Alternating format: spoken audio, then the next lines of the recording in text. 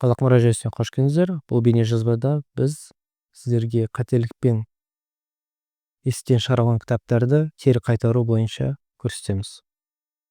Ол үшін алдымен менюда түгендеу бетіне өтесіздер.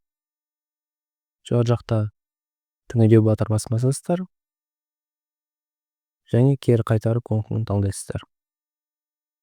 Жаңа ашылған терезеде естен шығарылған кітаптарды белгілейсіздер. Яғни бұл жерде инвентарыңызға көңіл бөлесіздер. Қайсы қатемен шығарылды. Белгіленген кейін кері қайтару батырмасын басасыздар және жалпы тізімге қайтадан өтесіздер. Жалпы тізімде кері қайтарылған кітаптардың статусы есте шығарылғаннан қайтадан фондқа ауысу керек.